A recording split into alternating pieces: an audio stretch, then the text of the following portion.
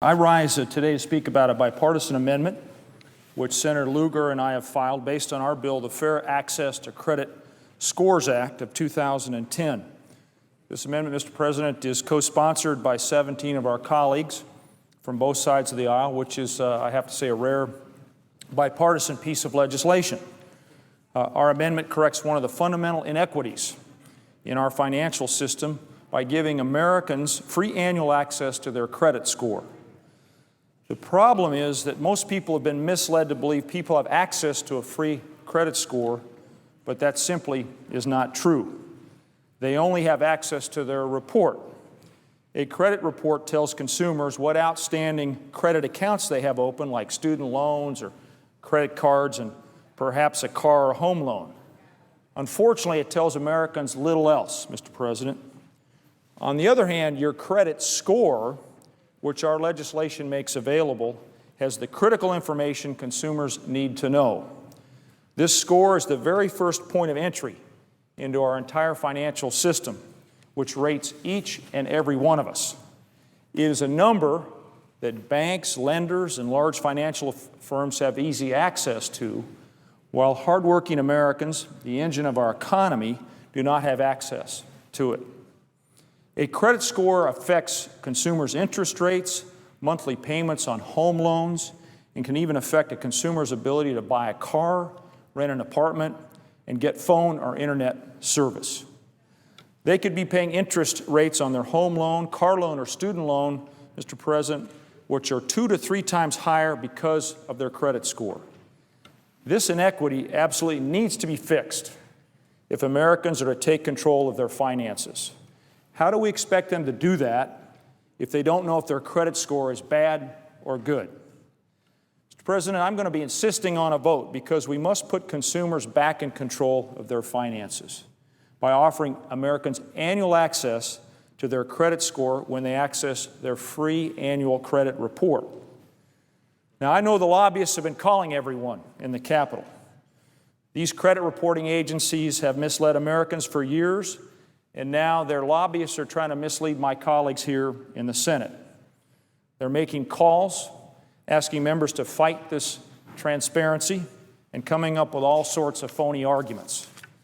The truth is that this amendment accomplishes what the television commercials and their fine print have claimed for years, the offer of a free credit score.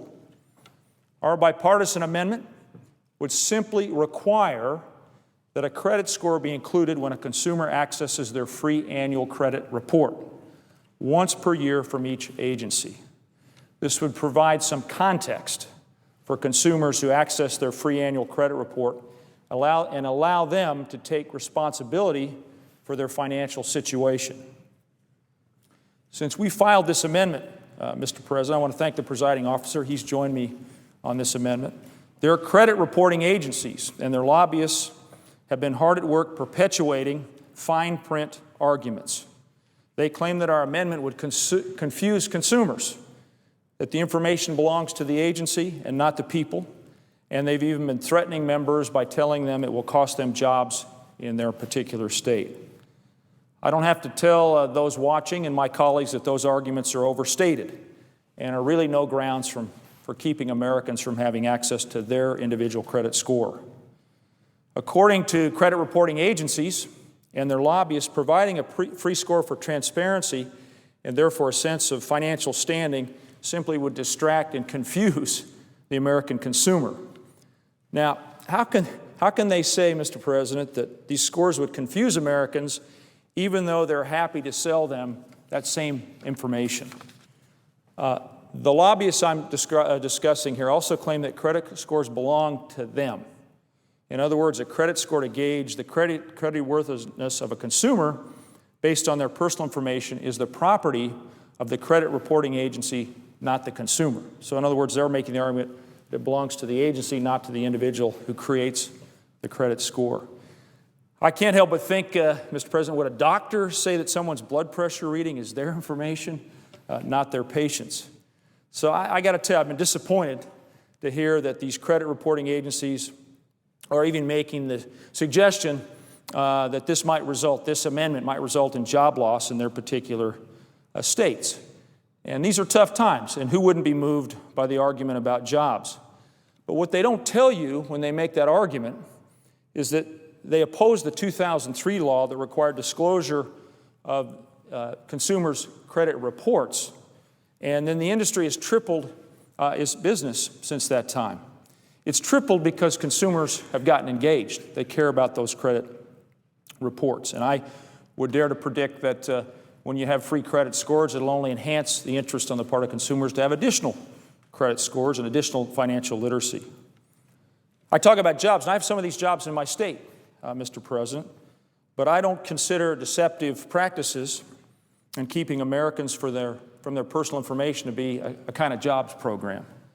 In fact, if anything, not knowing your credit score could be the greatest threat to employment to any given individual. Employers are increasingly using this information to decide whether to hire one person or another. I came to the floor yesterday to speak about the frequent television commercials or internet advertisements we've all seen, which falsely claim to offer consumers free access to their credit score. Their ads clearly indicate to Americans that their credit score is critical information. What they don't tell you, and I know the presiding officer shared some personal experience with me on this account, that they want to lure you into a costly monthly monitoring service that can cost hundreds of dollars a year. Now, what's comical about all this is credit reporting agency representatives are walking the halls of Congress as I speak, telling members that our bill is somehow unfair and unfounded. They want to protect a federal law that's given them a monopoly on these scores and continues to direct unwitting consumers their way. And they're using the same tactics of confusion and misdirection to fight our amendment. We agree that with the credit reporting agencies, I should rather say, that a credit score is important information. And perhaps their misleading ads, if anything, have convinced consumers they need to know this information.